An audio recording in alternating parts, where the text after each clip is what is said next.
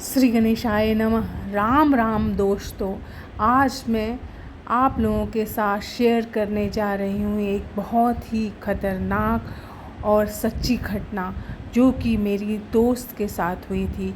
उसने मेरे को पूरी की पूरी कहानी जैसे सुनाई थी वैसी ही कहानी मैं आपको आज सुनाने जा रही हूँ कि कैसे एक जिन ने उसका पीछा किया और कैसे एक जिन के कारण उसकी ज़िंदगी नर्क से भी बदतर हो गई।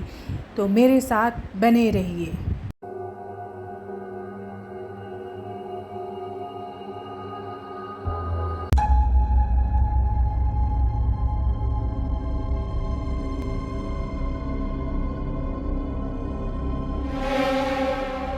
एमबीए के बाद 2000 में जब मैंने जॉब ज्वाइन किया तो वहाँ पे प्रिया मेरी बहुत ही अच्छी दोस्त बन गई। हम लोगों की हर तरह की बातें होती थी। मैंने उसको अपना सारा एक्सपीरियंस जो भी पैरानॉर्मल एक्सपीरियंस हुआ था वो सब सुनाया था। तो उसने भी मेरे को उसके साथ हुई एक बहुत ही ख़तरनाक और डरावनी घटना सुनाई जो मैं आज आप लोगों के साथ शेयर करने जा रही हूँ।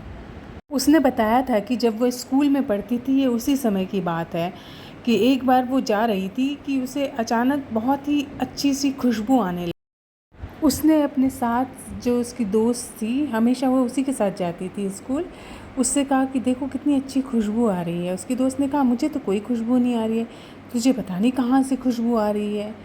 फिर वो जब स्कूल पहुँचे तो स्कूल में ऐसे ही एज़ यूजुअल जैसे दिन था वैसे ही दिन बीता।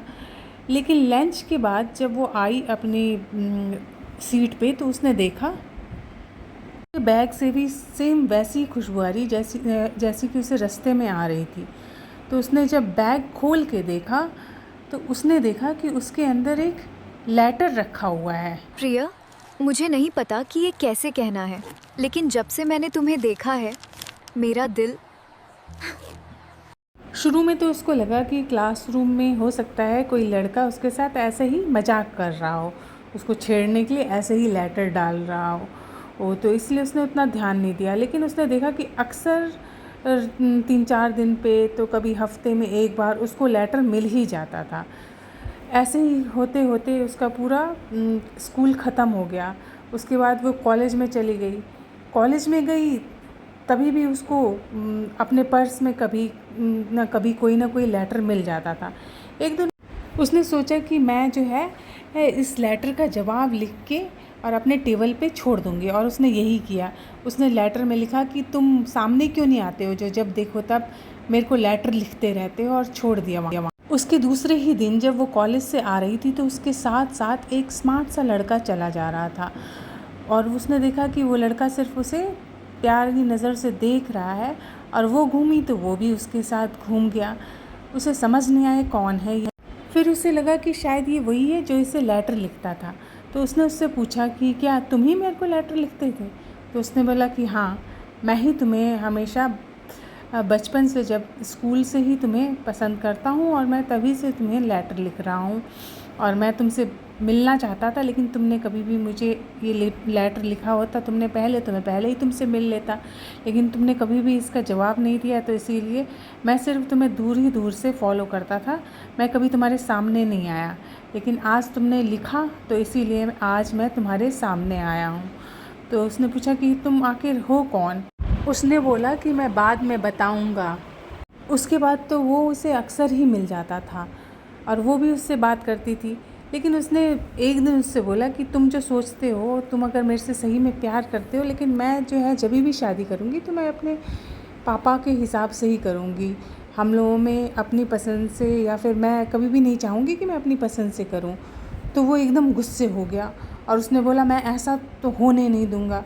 और उसके बाद जो हुआ, उसने तो उसके होश ही उड़ा दिए। उस दिन शाम को जब वो छत पे गई तो उसने देखा कि छत पे वो पहले से ही, उसके घर की छत पर वो पहले से ही खड़ा है, और उसने उसको बोला कि अगर तुमने मुझे नहीं अपनाया तो मैं तुम्हारा जीना मुश्किल कर दूँगा। तो उसने बोला कि तुम मुझे धमकाओगे तो मैं अभी ही पुलिस को बुला लूँगी। तभी उसने देखा कि वो छत पे से कूद गया, और उसने देखा कि छत पे कूदने के बाद वो पता नहीं कहाँ हवा में गायब हो गया। उसके बाद तो उसके होश ही उड़ गए कि आखिर ये है कौन। उसको समझ नहीं आया, कोई इंसान तो ऐसा कर ही नहीं सकता है, सोचने लगी। उसके बाद तो उस जिन ने प्रिया का जीना मुश्किल कर दिया। वो कहीं पे भी जाती थी तो वो अचानक ही उसके सामने आ जाता था। वो सोती थी तो उसको लगता था कि वो सिरहाने में बैठा हुआ है, और उसको देख के उसको इतना डर लगता था, एकदम वो डरावना सा उसे लगने लगा। और उसको हर समय लगने लगा कि कोई ना कोई उसके पीछे चल रहा है, और उसके डर के मारे हालत ख़राब होने लगी। अगर वो कभी उसे गलती से नींद आ भी जाती थी तो सपने बहुत डरावने डरावने आते थे। ये तो उसके पापा मम्मी उसे एक बार लेके गए एक पंडित जी के पास। पंडित जी ने बोला कि इसके ऊपर तो किसी जिन का साया है जो कि मैं नहीं हटा सकता हूँ। अब उनको समझ नहीं आ रहा था कि अब करें तो करें क्या, बेटी को कैसे बचाएं। दिन पर दिन उसकी हालत ख़राब होती चली जा रही थी। वो यहाँ तक कि अब कोई भी आए तो उससे भी डर जाती थी, ऐसा हो गया था। और उसने अपने आप को एक कमरे के अंदर बंद कर दिया। वो घर से बाहर निकलना ही नहीं चाहती थी। हर समय वो जिन उसे डराता रहता था और उसे कमज़ोर किए जा रहा था। उसके मम्मी पापा भी बहुत परेशान थे। अंत में हार के उन्होंने पंडित जी से पूछा, तो पंडित जी ने उन्हें बोला कि आप जो है पटना में जो चिड़ियाघर है उसके पास एक मज़ार है, वहाँ पे एक बहुत ही बड़े मौलवी साहब रहते हैं, उनके पास लेके जाइए अपनी बिटिया को, हो सकता है कि वो कुछ मदद कर सकें। तो फिर वो लोग सब उस मज़ार पे गए और जाके उन मौलवी साहब से मिले। उन मौलवी साहब ने जैसे जैसे बताया, प्रिया लोगों ने वैसे किया। उसके मम्मी पापा ने सब कुछ वैसे ही फॉलो किया, और कुछ ही दिनों में प्रिया की हालत सुधरने लगी और फिर वो धीरे धीरे ठीक हो गई। इसीलिए वो उसके बाद हमेशा हर शुक्रवार को जाके वहाँ पे एक चादर चढ़ाती थी।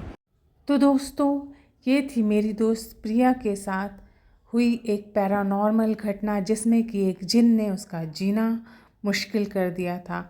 अगर आपके साथ इस तरह की कोई भी घटना हुई हो, कोई भी पैरानॉर्मल एक्सपीरियंस हो, तो मेरे साथ ज़रूर शेयर कीजिए। डिस्क्रिप्शन में लिंक दिया हुआ है, उस पर क्लिक करके आप अपनी कहानी मेरे साथ शेयर कर सकते हैं।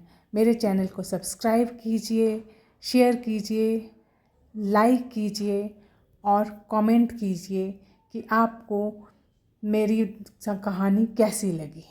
बहुत बहुत धन्यवाद। नमस्ते।